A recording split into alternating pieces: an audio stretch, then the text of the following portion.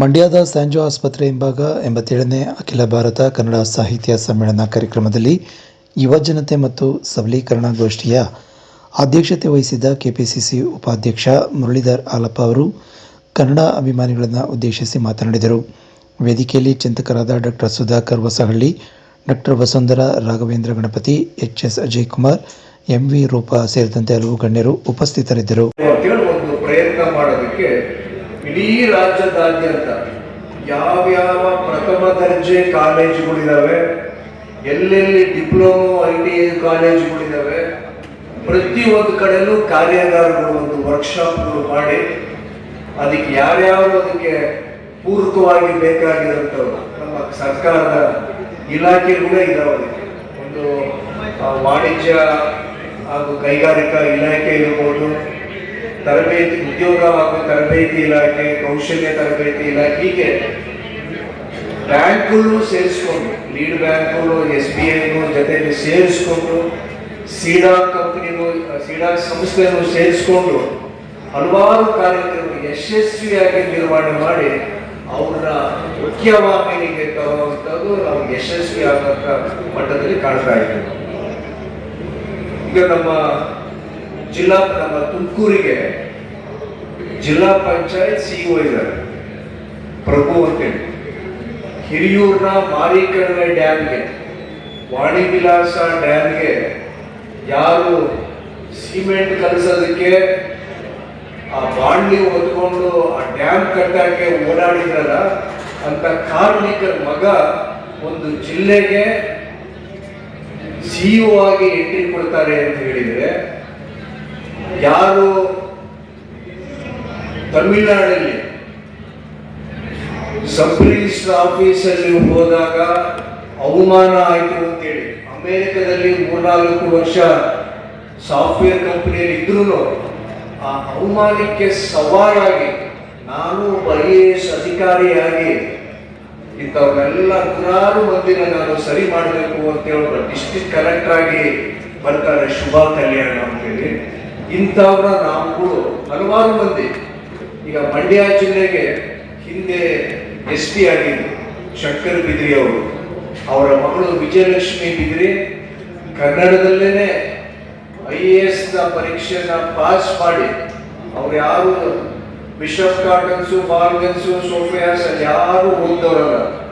ತಿಟ್ಟೂರು, ಬಳ್ಳಾರಿ, ಚಿತ್ರದುರ್ಗ, ತುಮಕೂರು ಹಾಗೂ ಮಂಡ್ಯ ಇಂಥ ಕಡೆ ವಿದ್ಯಾಭ್ಯಾಸ ಮಾಡಿ ಉನ್ನತವಾದಂಥ ಒಬ್ಬ ಅಧಿಕಾರಿಯಾಗಿ IAS ಶ್ರೇಣಿಯಲ್ಲಿ ಇವತ್ತು ಕೆಲಸ ನಿರ್ವಹಣೆ ಮಾಡ್ತಿದ್ದಾರೆ ಅಂತ ಹೇಳಿದ್ರೆ, ನಮ್ಮ ಗ್ರಾಮಾಂತರ ಮಕ್ಕಳ ಕನ್ನಡ ಮಾಧ್ಯಮದಲ್ಲಿ ಓದಿರುವಂಥವರು, ಸರ್ಕಾರಿ ಶಾಲೆಯಲ್ಲಿ ಓದಿರುವಂಥ ಮಕ್ಕಳುಗಳು ಈಗ ನಾವೆಲ್ಲ ವೇದಿಕೆ ಇರೋದರೆಲ್ಲ ನಾವು ಇದೇ ವರ್ಗಕ್ಕೆ ನಾವು ಸೇರ್ತೀವಿ.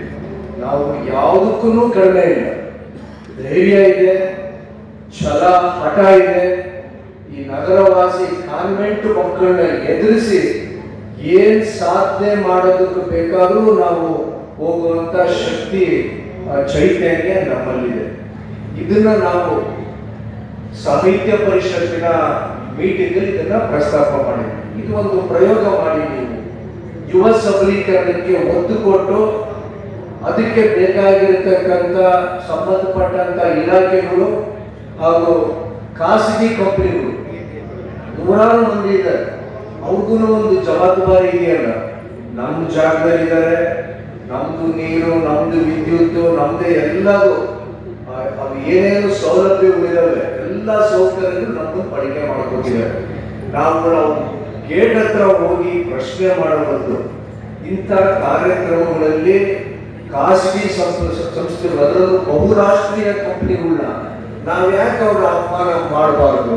ಬನ್ನಿ ನಮ್ಮೂರಿಗೆ, ನಮ್ಮ ಕನ್ನಡ ಸಾಹಿತ್ಯ ಸಮ್ಮೇಳನದಲ್ಲಿ ನೀವು ಭಾಗವಹಿಸಿ, ನಿಮ್ಮ ಸಂಸ್ಥೆಯ ದೇಶಗಳ ಜೊತೆಗೆ ಕರ್ನಾಟಕದಲ್ಲಿ ಯಾರು ವಿದ್ಯಾಭ್ಯಾಸ ಮಾಡಿರ್ತಾರೆ, ಕನ್ನಡ ಮಾಧ್ಯಮದಲ್ಲಿ ಓದಿರ್ತಾರೆ, ಬೇರೆ ಎಲ್ಲ ಮಾಧ್ಯಮದಲ್ಲೂ ಓದಿರೋದಕ್ಕಿಂತ ಅವರು ಬುದ್ಧಿವಂತರಿದ್ದಾರೆ. ನಿಷ್ಠೆಯಿಂದ 16 ವರ್ಷ ನಿಮ್ಮ ಕಂಪನಿಗೆ ಕೆಲಸ ಮಾಡ್ತಾರೆ, ಅವರಿಗೆ ನೀವು ನೌಕರಿ ಕೊಡ್ಬಹುದಲ್ವಾ ಅಂತೇಳಿ ಅವ್ರ ಬಾಯಲ್ಲೇ ನಾವು ಯಾಕೆ ಹೇಳಿಸಬಾರದು ಅಂತ ಒಂದು ಪ್ರಯತ್ನವನ್ನು ಮಾಡೋದಕ್ಕೆ ಕೊನೆಗೂ ನಮಗೆ ಒಂದು ಹಸಿರು ಚುಕ್ಕಾಣಿ ನಮಗೆ ಸಿಕ್ತು. ಹಾಗಾಗಿ ಇವತ್ತೊಂದು ಪ್ರಯತ್ನಕ್ಕೆ ಅದಕ್ಕೆ ನಾವು ಹೊರಟಿದ್ದೀವಿ. ಖಾಸಗಿ ಸಂಸ್ಥೆಗಳನ್ನು ನಾವು ಆಹ್ವಾನ ಮಾಡಿದ್ದೀವಿ. ಅವ್ರ ಬಾಯಲ್ಲೇ ಕೇಳಬೇಕು.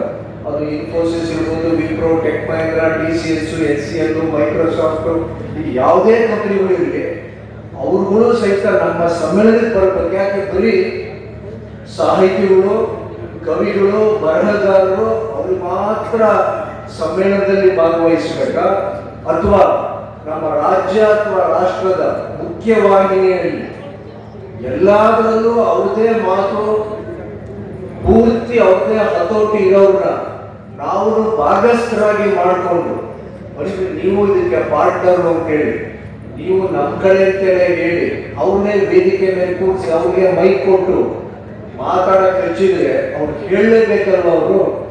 ಹೌದು, ನಮ್ಮ ಸಂಸ್ಥೆಯಲ್ಲಿ 6,000 ಜನಕ್ಕೆ ನೌಕರಿಗೆ ಅವಕಾಶ ಇದೆ. ಕರ್ನಾಟಕದಿಂದ ಬಂದವರು ಇಷ್ಟು ಜನಕ್ಕೆ ನಾನು ನೌಕರಿ ಕೊಟ್ಟಿದ್ದೀನಿ. ಮುಂದೆ ಈ ವರ್ಷ 2025-26ಕ್ಕೆ ಇನ್ನು ಹೆಚ್ಚಿಗೆ ಜನಕ್ಕೆ ಕೊಡ್ತೀನಿ ಅಂತೇಳಿ ವಾಗ್ದಾನ ಮಾಡ್ತೀನಿ ಅಂತೇಳಿ ಈ ವೇದಿಕೆ ಮೇಲೆ ಹೇಳಿ ಹೋಗ್ತಾರಲ್ಲ, ಅದಕ್ಕೆ ಒಂದು ಆಸ್ಪದ ಸಿಗಲಿ ಅಂತೇಳಿ ಸಾಹಿತ್ಯ ಪರಿಷತ್ ಮೀಟಿಂಗ್ ಅಲ್ಲಿ ನಾವು ಅದನ್ನ ಜಗಳಾಡಿದ್ವಿ. ಹೌದು, ಖಾಸಗಿ ಕಂಪನಿಗೂ ನೀವು ಕರೀರಿ, ಲಕ್ಷಾಂತರ ಮಂದಿ ಉದ್ಯೋಗ ಕೊಡ್ತಾ ಇದ್ದಾರೆ. ಬರೀ ನಾವು ಇಲಾಖೆಗಳು ಮಾತ್ರ ನಾವು ಅದ್ರ ಮೇಲೆ ನಾವು ಅವಲಂಬಿತರಾಗಬಾರದು. ರಾಜ್ಯ ಸರ್ಕಾರ ಹಾಗೂ ಕೇಂದ್ರ ಸರ್ಕಾರ, ನಾವು ಖಾಸಗಿ ಕಂಪನಿಗೂ ನಾವು ಭಾಗಸ್ಥರ ಮಾಡಿಕೊಳ್ಬೇಕು ಅಂತ ಒತ್ತಾಯ ಮಾಡಿ ಈ ಕಾರ್ಯಕ್ರಮ ನಾವು ಹಮ್ಮಿಕೊಂಡಿದ್ದೀವಿ. ಅದರ ಜೊತೆಗೆ ಈಗ ಸ್ಪರ್ಧಾತ್ಮಕ ಪರೀಕ್ಷೆಗಳ ಬಗ್ಗೆ ಪಟೇಲ್ ಮಾತಾಡ್ತಾ ಇರೋದು. ಹೇಗೆ ನಮ್ಮ ಕರ್ನಾಟಕದಿಂದ ಸ್ಪರ್ಧಾತ್ಮಕ ಪರೀಕ್ಷೆಗಳು, ಅದು ಯಾವುದೇ UPSC, KPSC ಅಥವಾ SSC ಸ್ಟಾಫ್ ಸೆಲೆಕ್ಷನ್ ಕಮಿಷನ್ ಇರ್ಬೋದು, ಬ್ಯಾಂಕಿಂಗ್ ಇರ್ಬೋದು, ಡಿಫೆನ್ಸ್ ಎಕ್ಸಾಮ್ ಇರ್ಬೋದು, ಯಾವ ಪರೀಕ್ಷೆಗಳು ಬೇಕಾದರೂ ಬರೀ ನಮಗೆ ವೇದಿಕೆ ಮೇಲೆ